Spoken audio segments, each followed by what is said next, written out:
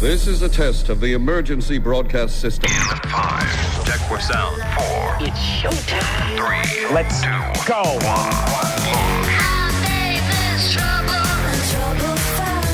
Thanks to Rode Microphones and Harlan Hogan's VoiceOverEssentials.com, the home of the Portabooth Pro. This is the Pro Audio Suite podcast with Robert Marshall from Source Elements and Someone Audio Post, Chicago. Darren Robbo Robertson from Voodoo Radio Imaging, Sydney. From LA, George the Tech Whittam, the tech to the VO stars. And me, Andrew Peters, voiceover talent and home studio guy.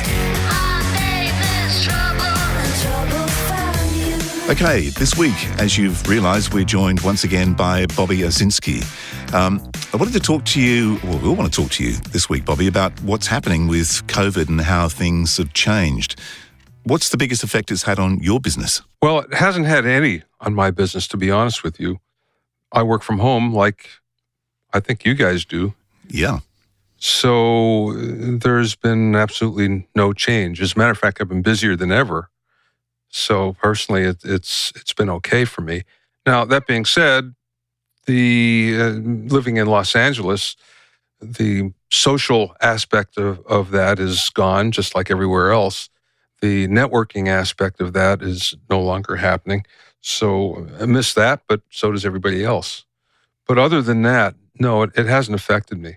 The interesting thing, though, recording studios, especially the larger ones, have not been all that affected either. And they've been working even during the lockdown when they weren't supposed to. There were plenty of reports, and I've had a couple of friends that have told me they've had sessions that were kind of clandestine, but nonetheless, they've been working. And unfortunately, what I've heard is that in most cases, they're not masking up, and in many cases, they're not social distancing. I've heard it both ways, where in fact there were sessions that were certainly observing that, and other ones that were not. And the word that came back from the studio managers was they tried really hard for the first couple of days to enforce it and then gave up. Wow. I also heard a story where a superstar and her significant other were entering a studio, and a security guard admonished them for not being masked, and she had him fired. Wow. So, these are things that are unfortunate, but, I heard this from a good source that was there. It's funny with this, I've got to say, this pandemic, it brings out the good and it brings out the bad in people. Yeah. Yeah. Now, I don't know whether you know about this, but I only learned this a few months ago, that home studios in Chicago are basically illegal. Not Chicago, in Nashville. Well, they were, but now that's actually changed as of 3 weeks ago. And I had Lid Shaw on my podcast, who was leading the charge to get it changed. And what happened with him was his studio was doing very well, his home studio. As a matter of fact, he said the same day that he got a Grammy, he also got a cease and desist certificate from the city telling him that he couldn't be using his studio anymore. Mostly because he got on the radar, not so much for the Grammy nomination, but mostly for putting YouTube videos out. And someone saw that and cease and desist. Now, that being said, it was not only for studios, it was for any home-based business, and that included personal masseuse, personal trainers, hairdressers, anything like that. So it was widespread. But the good news is that after 2 years, or maybe even 3, they've finally gotten city council to actually go back on that. Wow. Because I was going to say, I would have thought the pandemic would have turned that around pretty quickly. But interesting. Very interesting indeed. Is there any other states that have similar legislation? Well, we had it here in Los Angeles for a while. Or at least they tried. Back in I guess it was the early 90s. And we're still talking about the multi-track tape days, where it was really expensive to own your home studio because you needed a console, you needed the tape machine, you needed all the support gear to go along. There's a producer that opened up his own studio, and he was very successful. And it would have been okay if he would have kept it to himself, but he began to advertise. And the studio was called Secret Sound. Wasn't so much of a secret after that. He was even so audacious as to print up flyers and leave them at the doorways of the major studios so clients would see them going in. So what happened was there was a widespread revolt from all the commercial studios, and they were successful in stopping that. Although it never got to the point where it was a law, it was more of a zoning thing, and the city found a way to zone people out that were causing problems.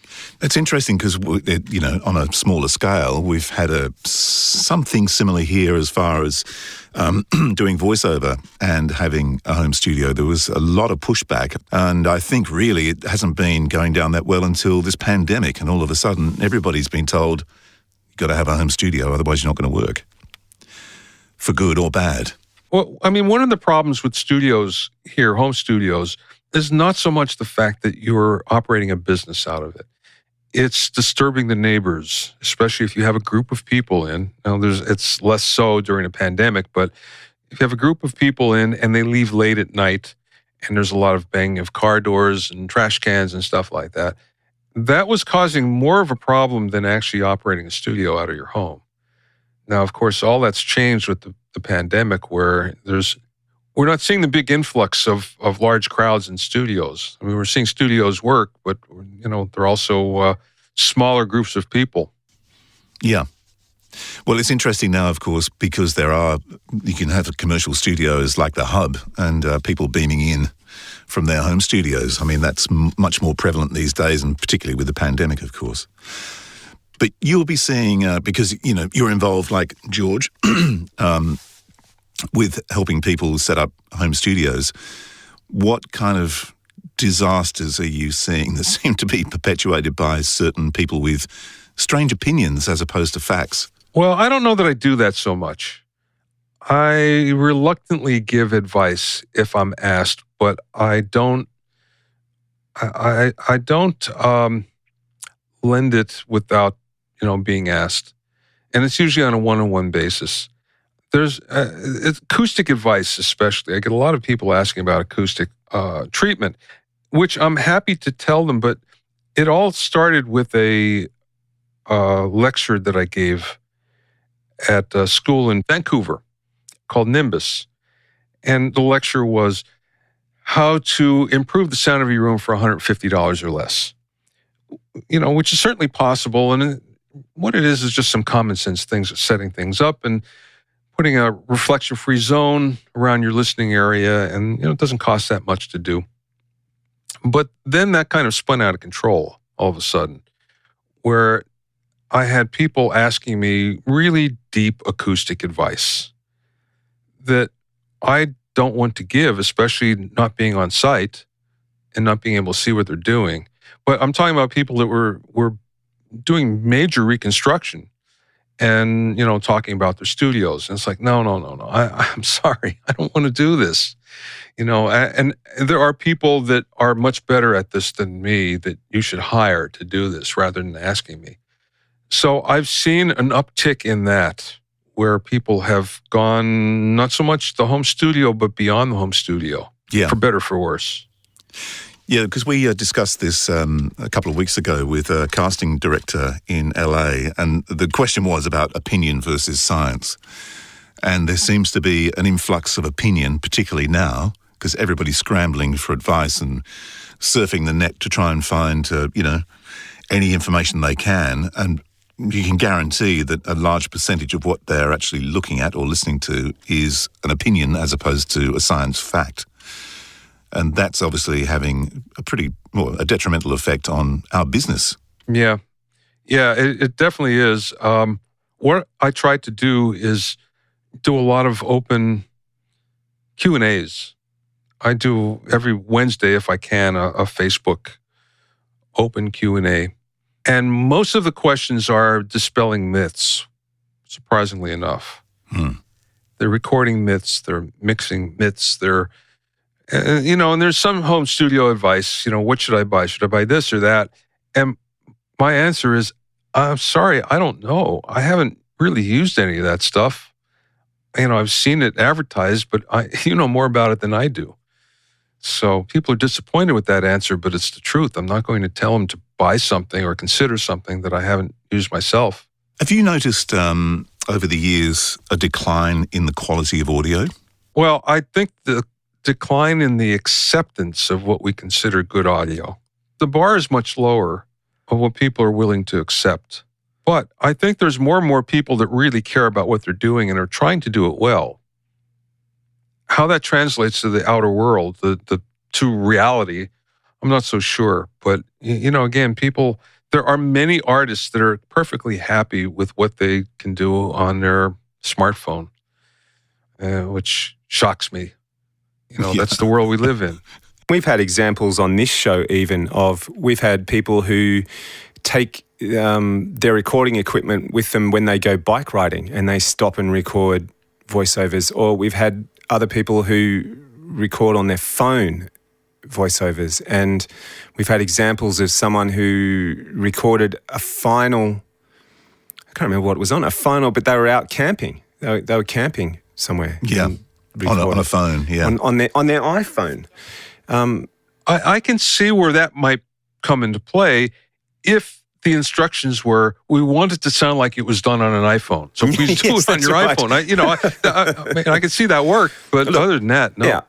But see, the point I was trying to get to was the answer that you get all the time is, well, the microphone in the iPhone is exceptionally good. And my sort of answer to that is, yeah, it is. You're probably right.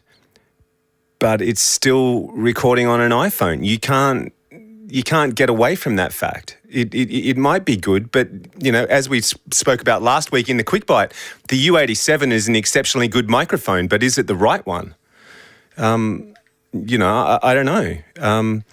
I think when you talk about standards, I think there's so many sort of, caveats on what people think is acceptable now, whereas it used to be just the one standard. Again, the bar was higher back in the day when we had commercial studios and you pretty much had to go to one in order to get quality audio. And there was never any thought about doing it at home because most people couldn't afford the gear.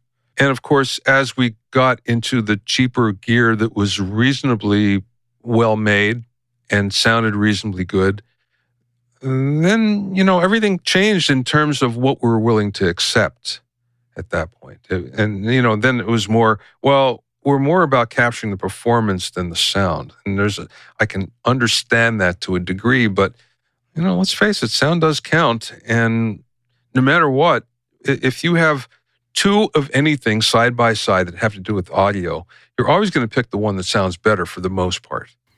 Your ear is going to go there right away. Yeah. And that pretty well answers that question, yeah, absolutely. Yeah, I think so. I mean, I like to draw the analogy back to Star Wars. I mean, everyone knows, I'm sure, the famous George Lucas quote that, and I'm paraphrasing, but it's something like audio is 50% of the picture. And I always come back to when people go 51. when I always come back to, and when people go, I recorded it on my iPhone. It's like, yeah, okay, well, I wonder whether George Lucas would be happy with recording the dialogue for Star Wars on an iPhone. You know what I mean? Or whatever, back in the day, back in the 70s, late 70s when they were doing that. It's like, yeah, you can, but is it the right way? Yeah. I was going to say earlier that a lot of this like downgrade in audio quality goes all the way back to the 8-track and the cassette. And there was like a resurgence maybe when the CD came out. And then the first thing that began lowering the quality again after the CD, and ever since then it's been going downhill since then for the most part on deliverables, was the mini disc, which was like, oh, we don't need 16-bit, we can do this with 8-bit. And then and that was like, and it was funny, there's a good article if you can find it, ashes to ashes, dust to dust, 8-bit to 8-bit. And it's someone basically making the same argument, but it's been constant, I think, since really the 8-track, where it's like, what's the least that we can deliver where people won't complain? Well, I mean, radio accepting MP3s. I mean, and there's no standard on bit rates or anything else. I mean, MP3 by itself, let alone the quality of the MP3 for me is a no-no, but radio these days, God, you could send them anything.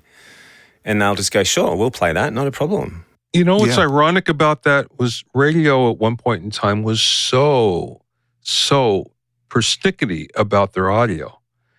And they would have these elaborate signal chains just so they would sound better than their competitor, because there were lots of studies done by the NAB here that said that audio quality matters. And if you have something that is not of acceptable quality, people are going to change the channel. So did we forget all that?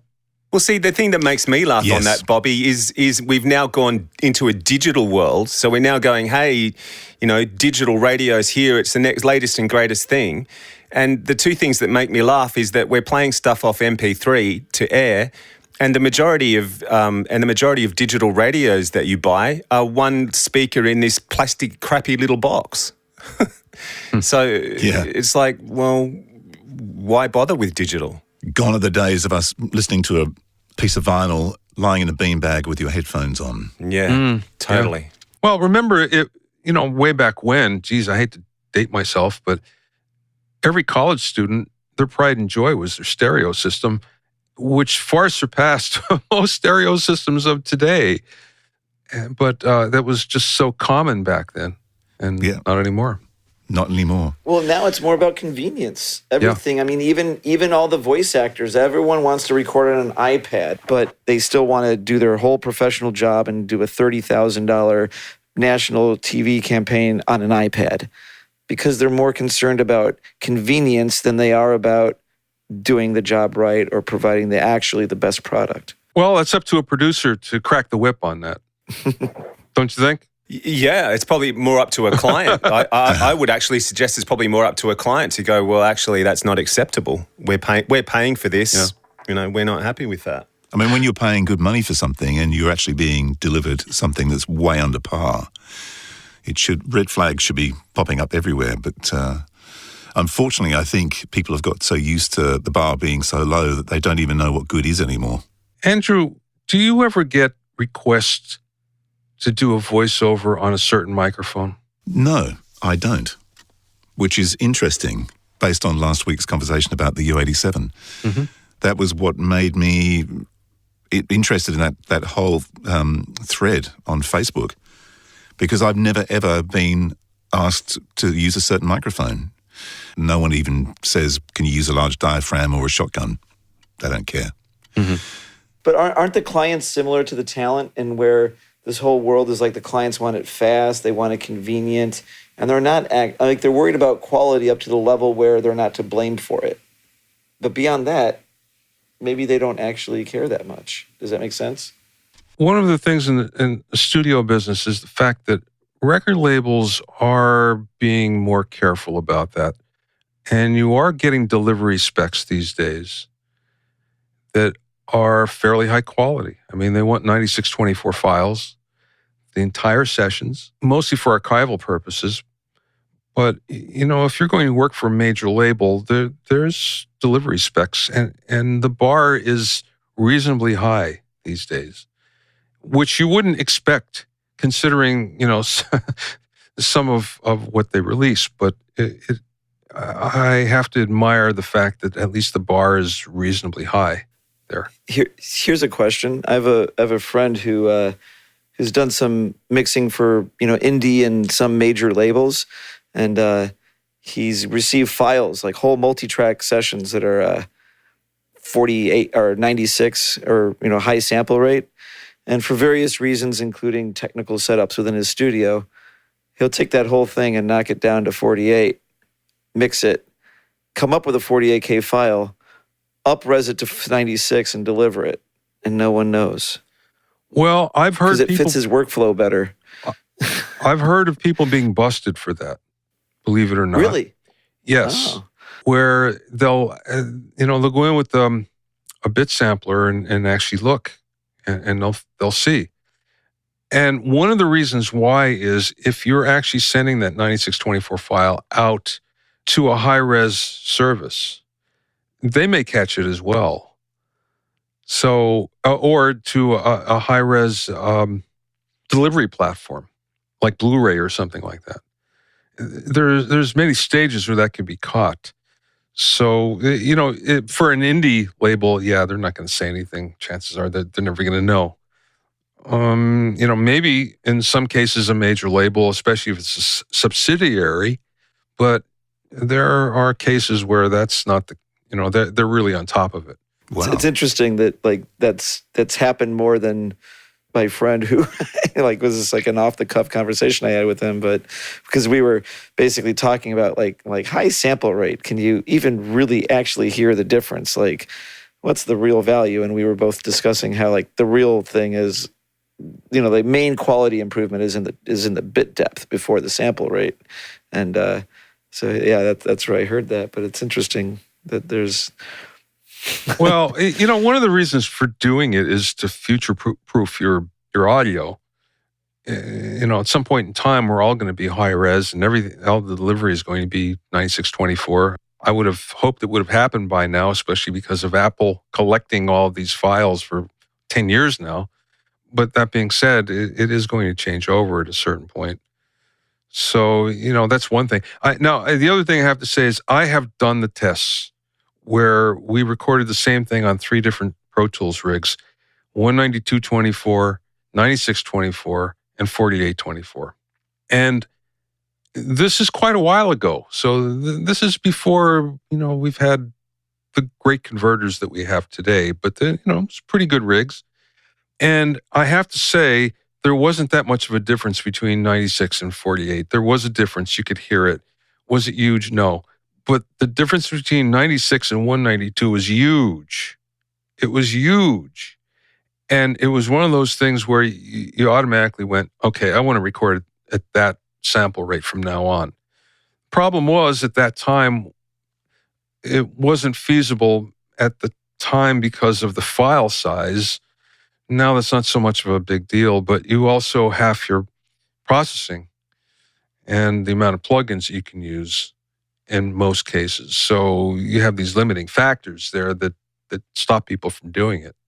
I gotta ask, what is the difference when you're sampling frequencies up to about 48,000 hertz, and now you're sampling frequencies up to roughly 96,000 hertz? How in the hell do you hear the difference? It sounded real.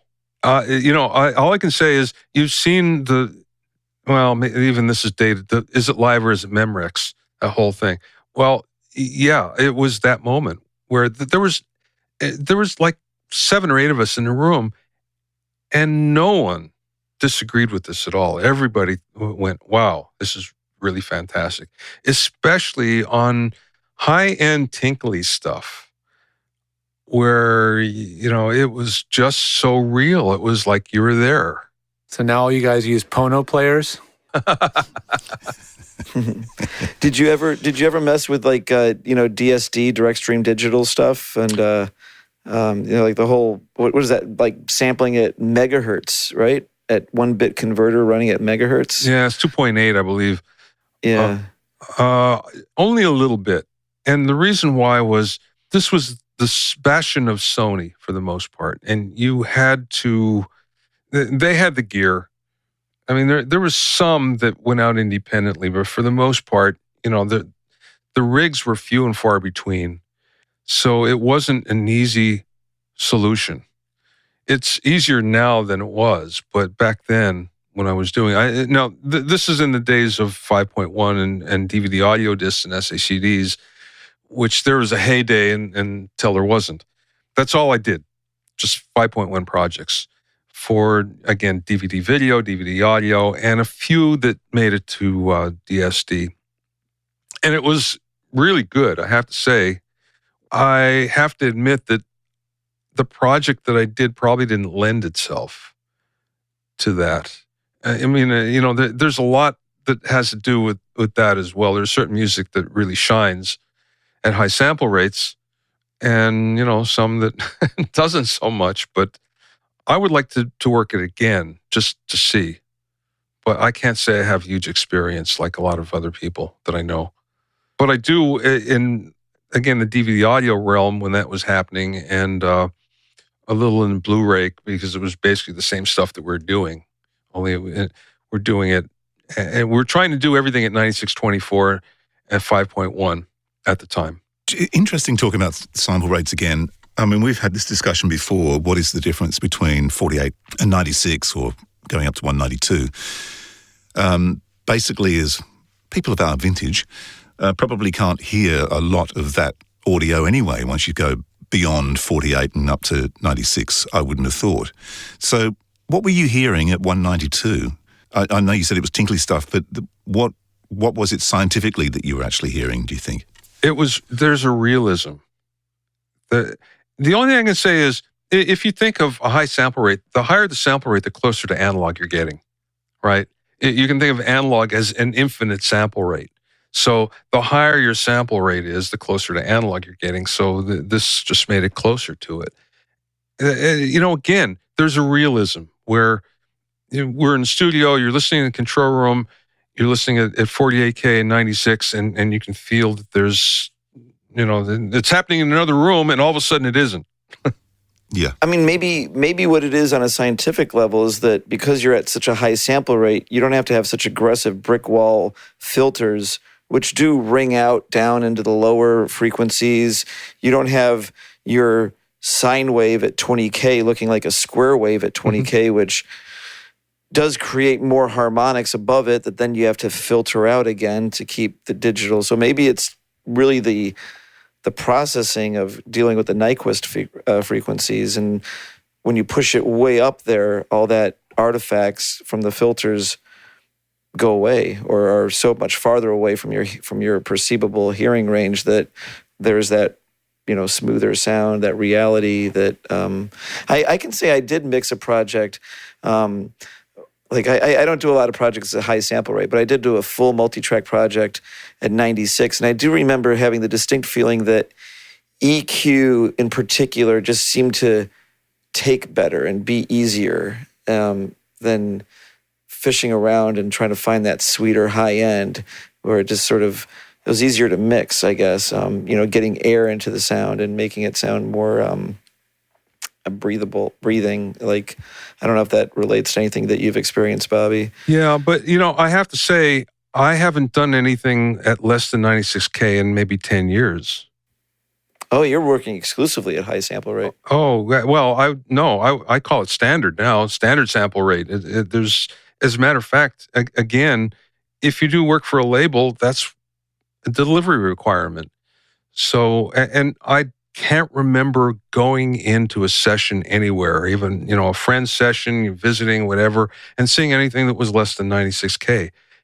If you did see something that was 48, it would be remarkable. And you would say, oh, you're 48K? Wow. What happened there? Yeah, it's like getting a 16-bit file now. Yeah, there you go. Exactly the same thing. Well, let's talk about bit for a second. So 24-bit seems to be the standard across the board because what is that, 144 decibel range. 140 decibel range, right? What was the best case scenario for dynamic range on 2-inch Ampex tape, whatever it was? Maybe, blah, blah, blah. I think Dolby SR right. beat 16-bit digital, which means that it just got past 96, 100, like 96. It got into the 100 and something range. But I remember, and maybe that's different now, but there was a lot of talk earlier on when 24-bit came out that no one had achieved an analog circuit with a signal noise ratio better than 120 decibels. So here's 24-bit running at 144. We've hit the practical limit because no one can make a circuit. And then maybe that's different now, I think. Maybe someone's figured out a way. So why does Audacity and Adobe Auditions, why are their default recording bit rates 32-bit floating point? Because anybody it's know the floating answer point. to that one? Yeah, because it's floating point. It's not fixed point, so it's a different animal. It's So processing. It's all for processing. Yeah, right. So should I be telling people to record everything at 32-bit float instead of just saying don't 24-bit? do 32-bit. No one runs it like 32-bit float's not a very common file type down the stream. I wouldn't recommend that one as much as 24. But why 48. do you think they became the standard default? I mean, like literally, somebody installs Audacity, and they hit record, and it's 32-bit float. Same with Audition. I didn't 'Cause realize it's better. It's got to be better. It's higher numbers. Theoretical. Is that Well, why? it's 24-bit with a 8-bit decimal place after it. So it does math on the signal differently. It's more flexible gain structure wise, because it's not a fixed point. It basically has a decimal place, so you can move the like 32-bit float gets much more into the DAW mixing because you don't necessarily clip as easily, because all you have to do is move the decimal place over. So if you're not mixing, like if you're just a voice actor recording a wave and you're going to send it to production, it makes zero difference. I think so, because I think I might be a little bit out of range here, but if you have a 32-bit float with no gain difference in it, is that just a 24-bit file with a .0000 after it? I don't know. I don't know I either. think it might be. I think it might I have be. no idea, but all I know is a lot of people that have a USB mic plugged into a PC recording 32-bit float files on Audacity because they have no idea what's going on. Yeah, well, why would they? You know, it's one of those things where if you're using Audacity in the first place, you're not sure about things like resolution. Right. It's just fascinating. Yeah. So 24-bit captures the optimal dynamic range. We don't need to argue that we need more bits than 24 at this point, right? Right. I mean, remember that discussion a long time ago where I was talking about how you can record at minus 48 decibels down on a 24-bit file and have the same resolution as 16-bit. Yeah, I use this a lot because it's making voice actors' jobs to record a good track actually a lot easier. You know, conventionally we would always say, 16-bit, 44.1, record with peaks at -6, blah, blah, blah, over and over. That's what we told everybody. And then, once we really understood better, thanks to you, Robert, 24 bits quality improvement for even a voice track, I started telling people use 24-bit, set your peaks at like something more conservative, like -12, -18. And now you have all this tons of headroom and you don't have to worry about the aliasing. A quick Google search on 32-bit float and it yields, I shit you not, you can bleep that out later, 1,528 decibel dynamic range. That's absurd. I mean, it's fascinating. That's like a mouse farting on Mars. Yeah, because each through decimal space place, where there's a vacuum. Yeah, each decimal place is a logarithmically.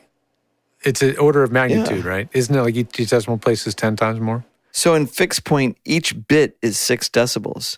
Gotcha. But in But float, in 32-bit float, I don't know, mean it's because more- like I said, it's- float is floating point. You're moving your decimal around. right? So I guess what it is in floating point is you can use all 32 bits.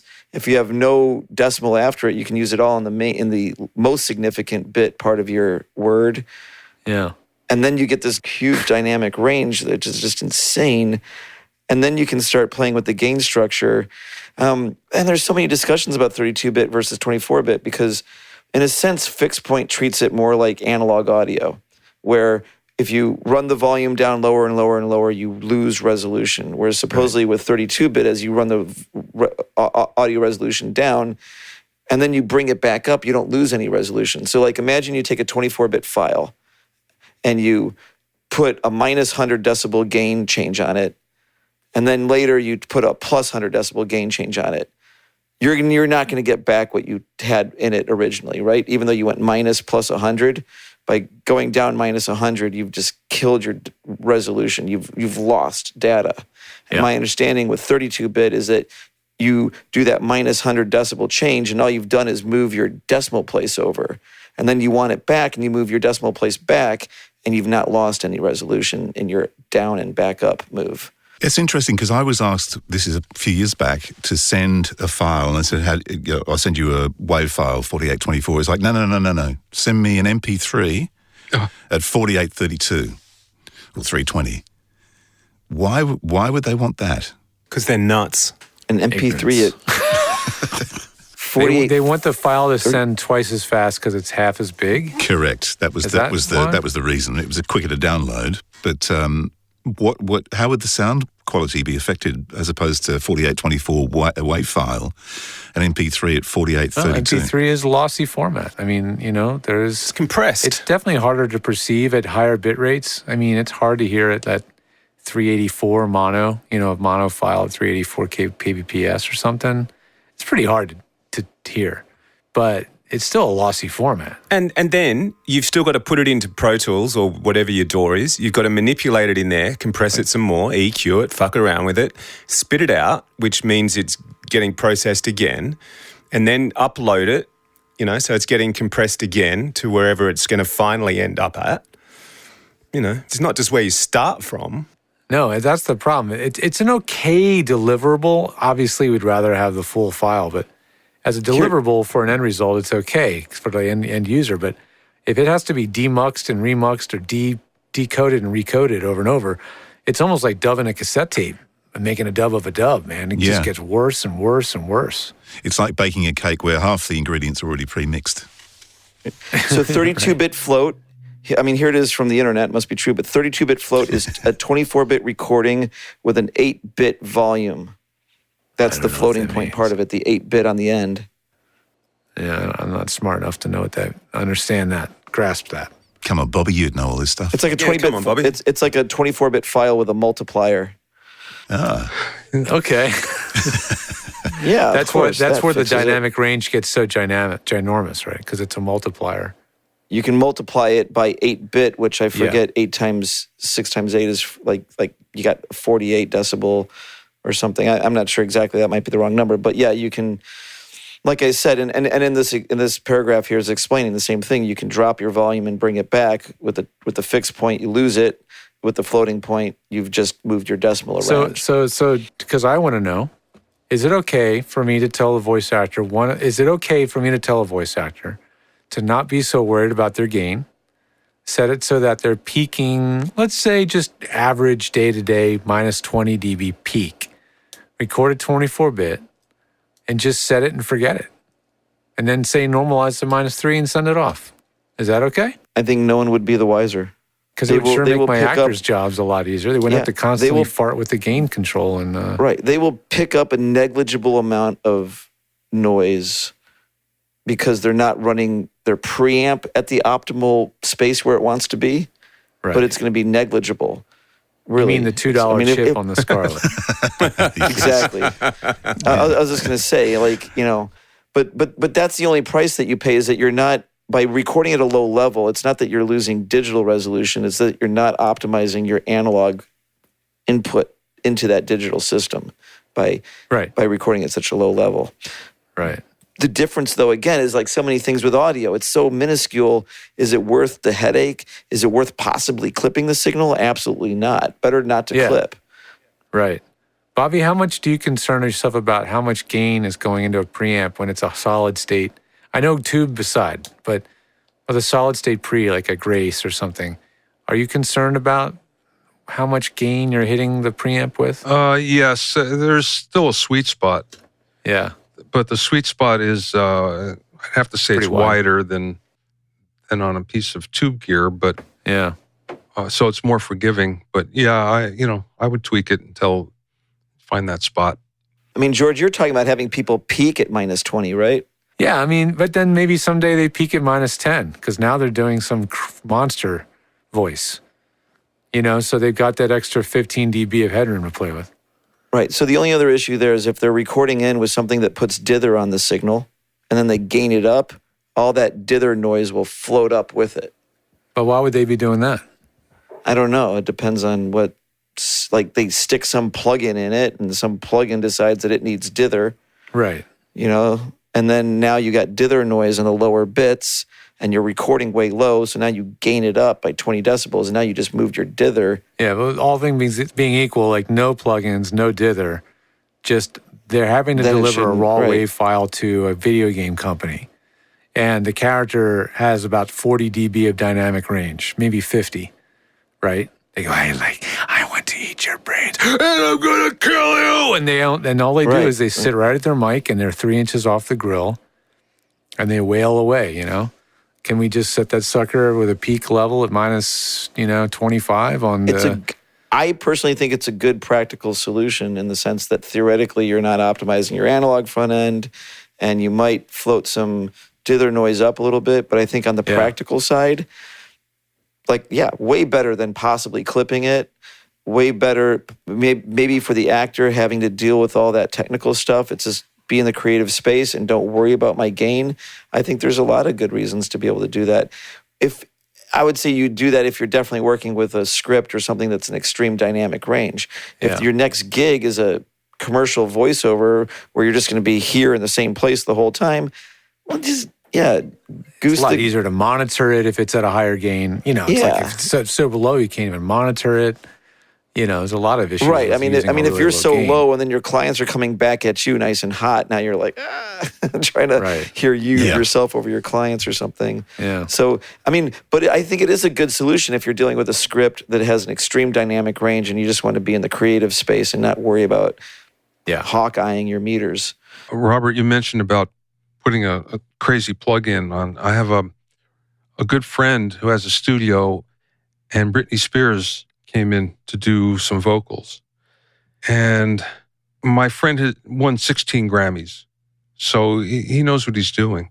And he went and he rented his favorite C12, going through a nice Neve 1073, going through a nice vintage LA2A, and it was a pristine signal path and it sounded terrific. So her producer came in and set everything up, set up Pro Tools, and she began to sing, and my friend was petrified because it sounded so terrible. And he couldn't figure out why. But nobody in the control room thought any differently. They were perfectly happy with the sound. So he didn't say anything. He just rolled with it. So finally, when they were finished, everybody left. He went over to the Pro Tools session to see what was going on. And they were recording through 5 different plugins, of which there are EQs, some that were boosting and others that were cutting at the same frequency. There was all sorts of compression and you name it. He went and he bypassed everything, and there was his beautiful C12 sound again. Wow. This gets into something that I see in the music industry a lot, which is this whole thing about I want to process right down to the hard drive, which when I got out of school and I was like, oh, wow, digital. And this was even with like 16-bit digital stuff. And I was like, I don't need to EQ to tape anymore. But now with all the younger engineers, and I think a lot of engineers, there's this whole thing of like, I mean, even if it's processing through a plugin, they want to compress and EQ down to the hard drive and burn it in and have no choice later. And I don't know why there's this movement for that. I think UA is pushing it, to be honest, because it's a function of the UA interface. I think the plugin manufacturers, the plugin developers are pushing that. I don't think it's overtly that they're doing it, but it's obviously, you know, one of those things where buy this, it's going to make everything sound great. Just use it all the time. And while you're doing that, use this one too, and this one. And this one, right. Yeah. Do you process to tape? Like, I mean, maybe if you have an analog piece of gear that you're not going to get, but if you're in the studio and you have a singer, do you go through analog gear, like besides the preamp? Do you pass it through? What's your signal chain typically? Are you burning your processing in, or are you leaving your options open for later? Never. No, I never process in. The exception might be a limiter. For protection. That's not sound. That's an insurance policy. Knocking a couple dB off of the top of a vocal, a couple of dB of peaks, and that, if that, and that would be it. But everything else is just flat, you know, recorded in. There are times where maybe you might want to do a little bit of EQ, but if that's the case, you kind of know exactly what you're going for, and you know you're not going to change it later. But that's kind of rare. Now, that being said, let me tell you a story about Ken Scott, one of the 5 Beatle engineers, and you know who he is with Supertramp and David Bowie and everything. When I track, if I'm producing, I can't do both. I can't engineer and produce at the same time. So I usually hire somebody that's really good. And in this case, I hired Ken to come in and do all the tracking for me, which was really good. It was a good experience because I watched what he did and it kind of verified that, oh, yeah, okay, I've been doing it right. Okay. Yeah, oh, I'm doing it the EMI way. But that being said, I discovered something that was totally unique. Ken EQs the microphones, not the sound. He always uses the same microphones. He's used them for so long that he knows them so well that he'll go and he'll add EQ because he knows what they need. And how I discovered that was we had a drum kit and it was all set up and he put his stuff on it. It sounded great. And we decided to change the kit out. And we pulled the kit out, put the new one in. He didn't change anything and it sounded great. And I looked at him and I said, what happened here? He says, oh yeah, I EQ the mics. I've never heard of anybody else doing that. But it's pretty brilliant when you think about it. But you have to know that microphone. You have to know your signal path so well that you can actually do that. But totally unique to me. You guys ever hear of that? Something like that? I've not heard of that one. Like I just know the frailties in this particular mic. I mean, you do see a lot of engineers that are like, I just take a drum kit, like no matter what it is, and I dump 400 out of it. Like these overall, like I take 200 and boost it into the snare and dump 400 from the toms and add 12K to the overheads. And there's my drum setup. And they do the same thing for every kit almost. And I don't know if that's really the right approach, but that's one example of like a blanket setup that people keep on using over and over and over again, even when it's a different instrument, as is the case there. I think it's dangerous to do that, to have just blanket. Yeah, I could see you doing that for a festival, you know. Yeah. I got to mix 12 bands today in the next 8 hours. Yeah, I've done that hell. Right. That's hell, right? So you just know. Sure. I'm going to do these 78 settings and just go with it. But that's a different story altogether. You know, talking about gain structure, here's another approach I've seen people take and talk about where you can mic up your hi-hat and get that thing hitting up in like minus 10, minus 6. You're getting a good signal noise ratio on that track. And you know when you mix that later, that fader is going to be at like minus 30 or whatever, yeah, right? Okay. So I've seen other engineers take the approach where I'm going to track everything down so that I can get when I bring it back, faders at 0 is my mix.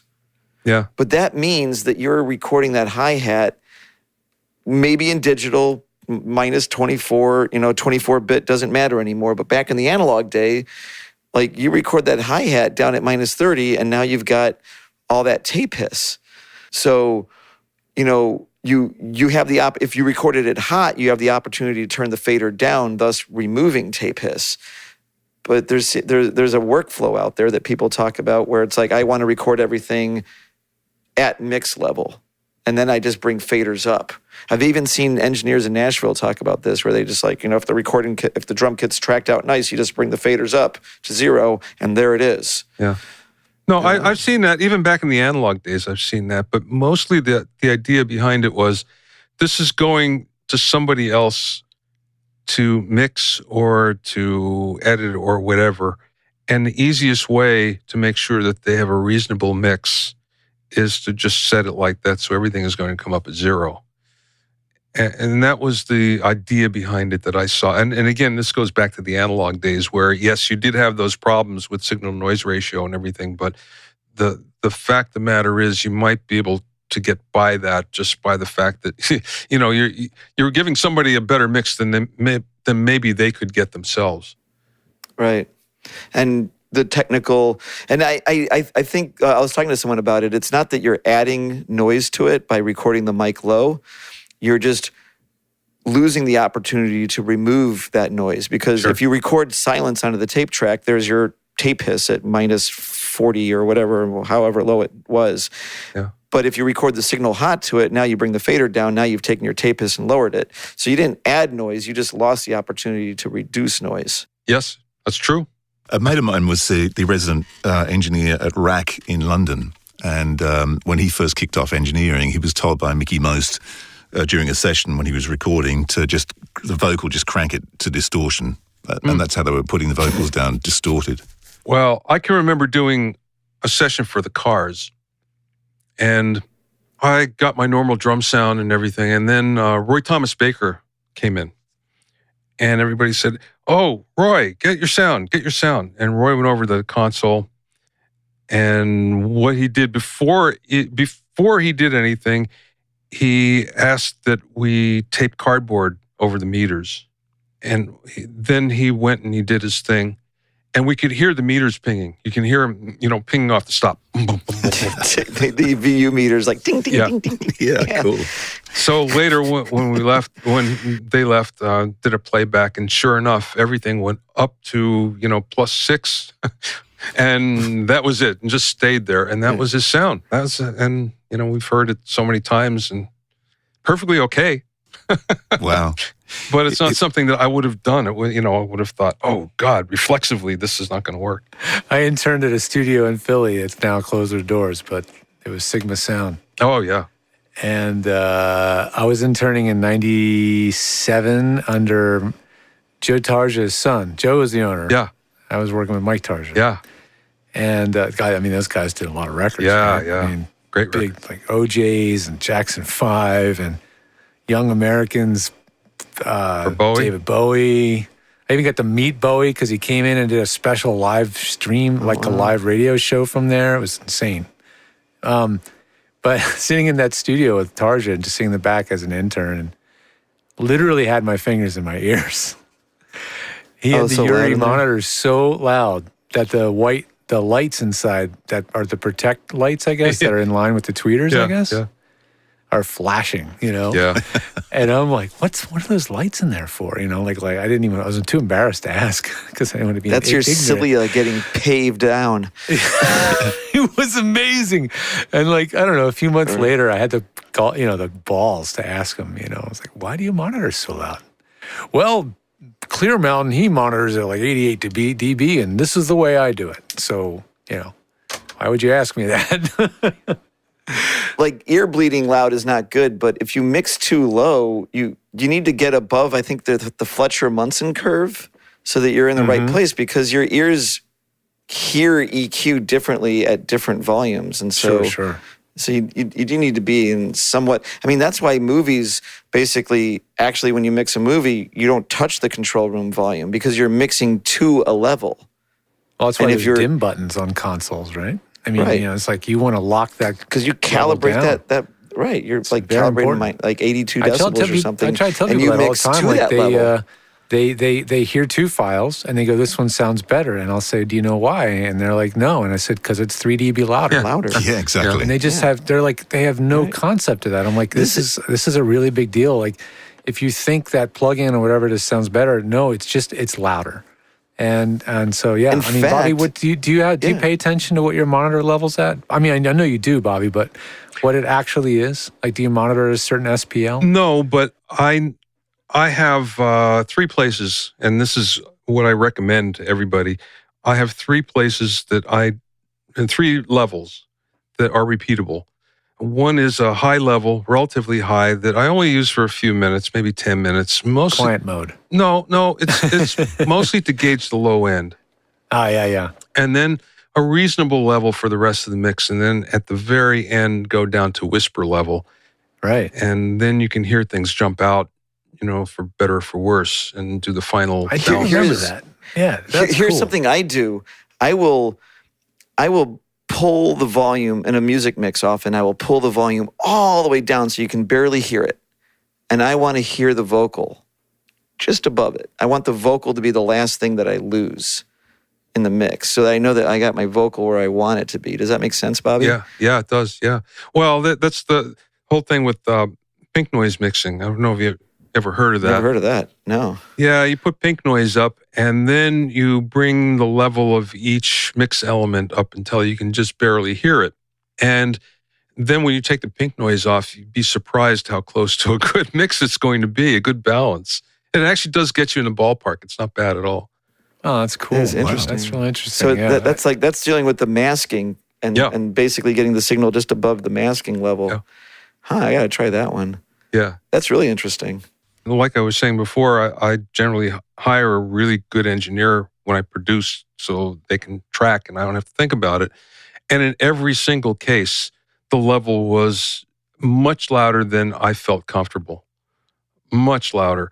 But the thing about it is, my initial thought would be, oh God, I'll never be able to do this.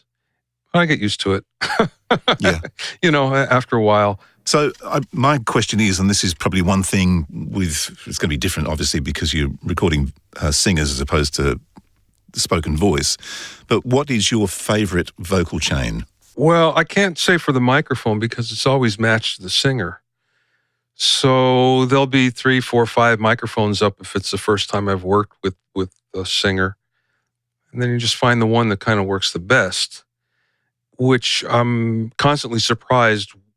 Sometimes it's not the best mic that you have, in the mic box, but and then, I like to go into a really good preamp. My favorite would be a Boulder or a, I can't think of the name, a Hardy, John Hardy. Oh, yeah. Here in Evanston. Yeah, a wonderful gear. And that's Totally. Do you know the mic preamp?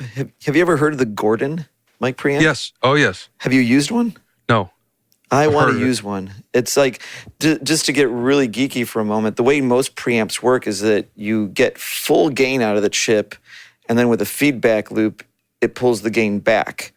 So you're working, and if you hear Gordon explain it, he can explain it better, but basically you're working with a fully noisy signal and then pulling the signal back to where you want it to be. Whereas the way his design is, I think he calls it like true gain, where it's only adding the gain that you want. It's not it doesn't have a feedback loop. It sounds like, we're dealing with a lot of things that are all the same, like every speaker is a moving coil and every, like all these things are the same. It sounds like he actually has somewhat of a unique approach to a mic preamp compared to all the other preamps are just a version of the same circuit, Yeah, that's true. But I've heard wonderful things about those preamps, and they are eye-wateringly expensive. I mean, they're like, I think they're like $1,500 or more for just one channel. But yeah. Yeah, I think that's kind of common that you're in the $2,000 range for something that's going to work pretty well, and it's not common. I mean, the Hardy's like $800 for a single channel, and it's definitely, yeah, but you still have to buy the chassis and everything. So yeah, it does become more than that. So what do you do coming out of the John Hardy? Well, 9 times out of 10, it's directly into nothing. Yeah. The recorder. But there is that occasion when there'll be something in the middle to knock some peaks off. Do you prefer the Hardy with the Jensen transformer as the output transformer? Yes. Yeah. I'll deal with it both ways because I like them so much. It's my favorite. It's like you can't go wrong.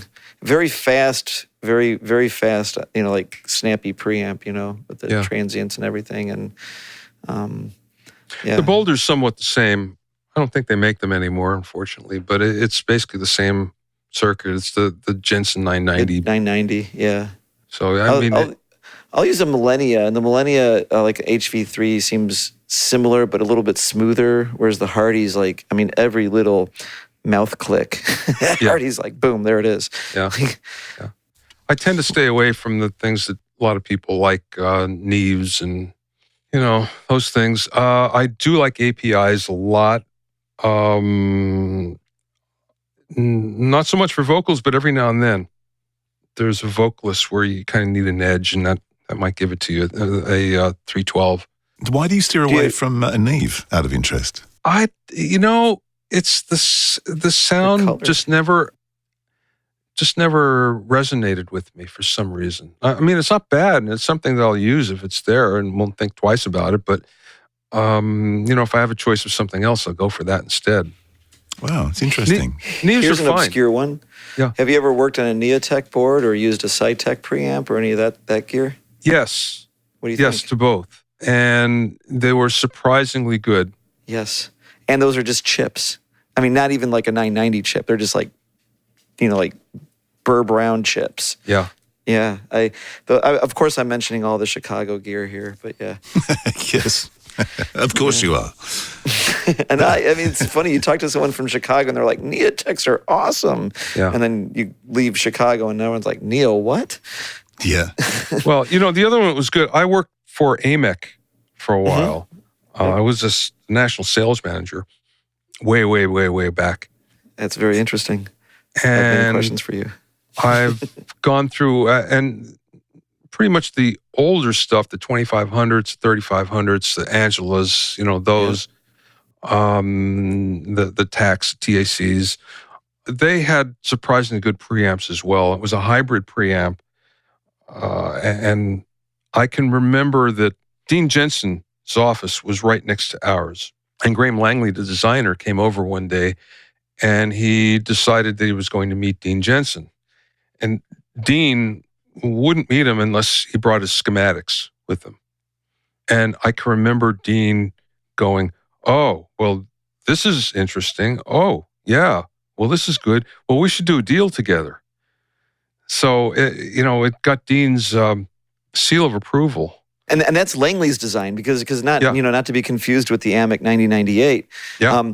But really funny you mentioned AMIC because what we haven't finished commissioning yet, but what I picked up for a ridiculously low amount of money, and therefore I picked it up, is I'm putting an AMIC big into my studio. There you go. And it's not exactly the most glorious thing that AMIC made. It's certainly huge bang for the buck back in the day, but I would love to hear your opinion of that. Well, I left before that came out, so I know of it. I don't have much experience, but I do know it was a Very mid-level. it was more of a TAC thing, where it was the same. I think it's the Burr Brown chip for the preamps as well. Yeah, I think. I haven't had much time on it yet because we're still doing the TT base. So I really don't have, but supposedly it's the same EQ-ish circuit as the Angela. The first Angela is more loved than the second Angela. Yeah. And then I don't know anything about the preamp. What is ridiculous is the facilities that were put into such a small board. That's what's kind of amazing about that board. Well, there's a lot of politics behind all that. Mostly it was because a competitor was doing something similar. So it was like, well, we have to do that too.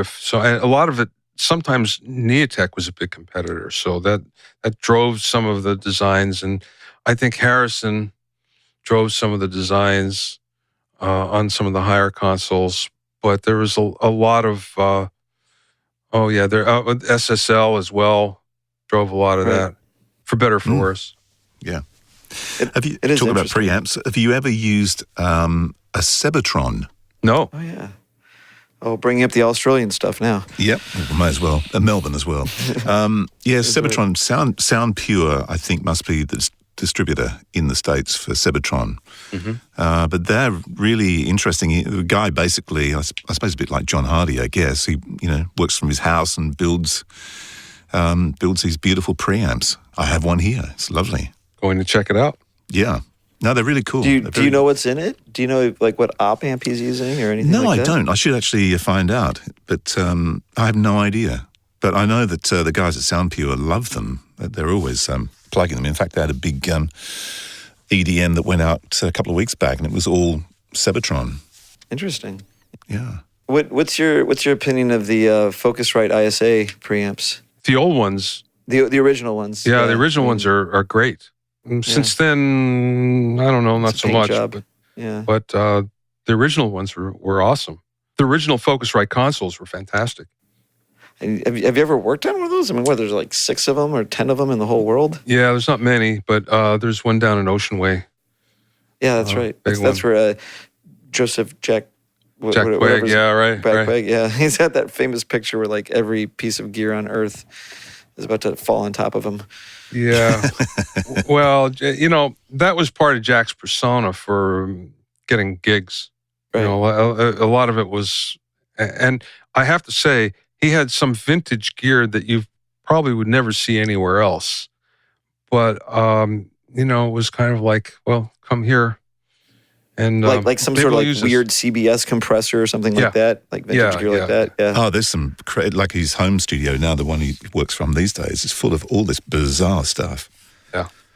Well, that's also the way Steve Albini is. Like he's got a really deep mic closet, but a lot of it's like Lomo Russian microphones. It's not necessarily all the go-to mics that you typically see. It's still a great mic collection, but a lot of it is.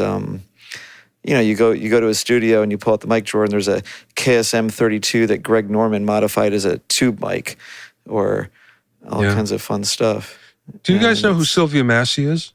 Yeah, absolutely. Oh, yeah. I was going to bring her up before when you mentioned Neve, because she swears by Neve. Yeah. Well, Sylvia is doing the Ultimate Microphone book. She's been working on it for 3 or 4 years, and she's going way, way, way down in the weeds to where she's actually sought out mic collections all over the world. Yeah. And as a matter of fact, I understand they bought a collection because the guy was retiring or something like that, and brought it over here with the idea of putting a museum together.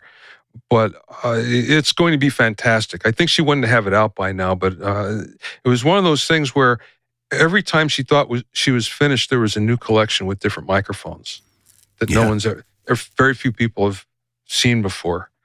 But I can't wait for this book to come out. Yeah, I heard she was doing that. I saw a video where she was talking about that, and I saw her actually go to Abbey Road and interview, I can't even think of the guy's name. He's the mic tech. He's been there for years and years and years. Yes. And keeps this very strange handwritten book of every microphone and all the details of what these microphones do and sound like. And he was pulling out some absolute bizarre old mics to show her. It's extraordinary. Now, one of the reasons why she likes Neves so much is she grew up on Neves, and then she's owned one for a long, long time. So you're kind of predisposed to the first things you've worked on. Because she was at Sound City, wasn't she? You are, yeah. Yeah. And see, for me, it was APIs. So I'm kind of predisposed. For me, it was Neotex. Yeah, sure. You're predisposed to what you worked on. And I think Robbo's first console that he worked on when he was learning his trade was a Harrison from memory. Oh, there you go. But he certainly hasn't got one. Because we're in the middle of a pandemic, things have changed quite dramatically in the industry, both yours and the voiceover industry. What do you see the future? How do you see it looking? Do you see the home studio being stronger, or do you see something else? Well, already we were seeing a resurgence in commercial studios prior to the pandemic, and I think it's continuing, mostly because the music business is fairly healthy these days, and budgets have gone up. Not so much on the low end for, baby artists, but certainly if you have any traction as an artist, there's money. And when it's all said and done, people like commercial studios. They like being pampered, at least the big ones. The ones in the middle, not so much because they don't know how to do that. But the higher end, they're busier than ever, or they were. And last time I heard, everybody in town was. So that will continue. Home studios, on the other hand, are going to carry on. And the studio designers I know, before the pandemic anyway, were as busy as they've ever been. And a lot of it has to do with high-end personal studios. And again, we're talking about artists that can afford this. Yeah. So that's not going to go away either. And certainly from the low end, the manufacturers that I've talked to during the pandemic, as well as gear manufacturers like Sweetwater here, they've been busier than ever. They've been selling as much as they could get. And it's mostly people that have decided, well, I'm here, I might as well learn how to do this. And I think that's helped my business as well, where I've found that there's a lot of people that went, well, I'm going to be at home for a while, so I have to kill some time. Let me find out more about this. Yeah. Bobby, you mentioned Sweetwater here. Yeah. Like Fort Wayne? Sweetwater and Fort Wayne. Where are you in Indiana? No. I'm in Burbank, California. Okay, no, I was about to say, I'm in Sweetwater in the United States. Yeah. Oh, okay. I see. Yeah. But I had Chuck on my podcast not too long ago, and he was, saying that they're busier than ever. Yeah. In fact, you can check out that podcast. Bobby Owsinski's Inner Circle. Suggest you have a good listen in there. Chuck, who got his start doing samples for Kurzweil. Yes, that's right. Yeah, he tells a story, as a matter of fact. Yeah, great interview. Well, thank you, Bobby. Thank you again, and good luck with the pandemic. Well, likewise, I have to say, thank you, Andrew. Thank you, Robert. Thanks, everybody else, for having me. This show was mixed by Voodoo Sound. Edit by Andrew Peters, using Source Connect Now and Rode microphones. With technical support from George the Tech Whittam. Don't forget to subscribe and like us. You look for trouble.